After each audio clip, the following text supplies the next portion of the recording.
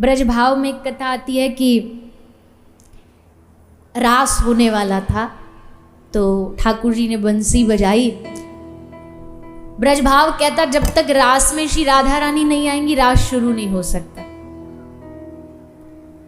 तो इंतजार किया, खूब जोर जोर से ठाकुर जी ने वेणुनाद किया, तो श्री जी एकदम दौड़ती दौड़ती जल्दी जल्दी आई रास में। देख रही हैं श्याम सुंदर प्रतीक्षा कर रहे, मेरे कारण उनको श्रम हो रहा है, जल्दी जल्दी भाग के आई। और जल्दी जल्दी में जैसे आई तो श्याम सुंदर ने देखा उनके हाथ में कुछ दाल लगी है और कुछ चावल के दाने लगे। तो ठाकुर जी ने विनोद करके कहा, रे श्री जी इतनी भी क्या जल्दी थी, चावल पाती पाती आई हो।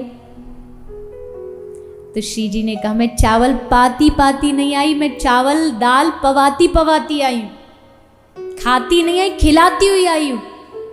लेकिन किसको खिलाती हुई आई हो?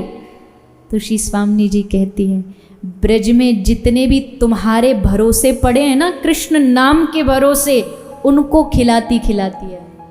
क्योंकि इस ब्रज में तुम्हारे नाम के भरोसे जो पड़ा रहता है ना, उसका ध्यान तुमको बाद में रखना पड़ता, पहले मैं ध्यान रखती हूँ, वो भूखा ना रहे।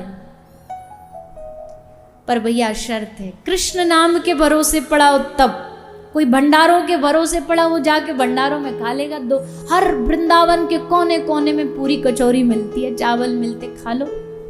जो भंडारों के भरोसे पड़ा है उनको श्री जी नहीं, पर जो कृष्ण के भरोसे पड़ा है, श्री जी कहती हूँ उसको मैं अपने हाथों से खिलाऊंगी, उनको मैं पवाऊंगी। क्योंकि मेरे कृष्ण, मेरे जो प्रियतम है, उनका ये प्रिय है। अब कोई किसी महिला के घर में कोई पति का रिश्तेदार आ जाए, पति का रिश्तेदार आ जाएगा तो उसकी जिम्मेदारी तो पत्नी की बनी ना, उसका सम्मान करना, उसको भोजन खिलाओ। ये थोड़ी कह देगी कि नहीं तुम्हारे परिवार वाले मैं भोजन नहीं बनाऊंगी। उनका पेट भरेगी, उनके लिए व्यंजन बनाएगी, भोजन बनाएगी। तो ब्रज की जो ग्रस्त का सबसे बड़ा जो ठाकुर जी का संभाल रखा हो, तो हमारी श्री जी ने संभाल रखा है ना। तो अगर ठाकुर जी के आश्रित कोई ब्रज में पड़ा है ना, तो उसका ध्यान श्री स्वामिनी जी रखती है, श्री लाडली जी रखती है। और जो राधा रानी के भरोसे पड़े, उनका ध्यान कौन रखता है? उनका ध्यान श्याम सुंदर रखते हैं।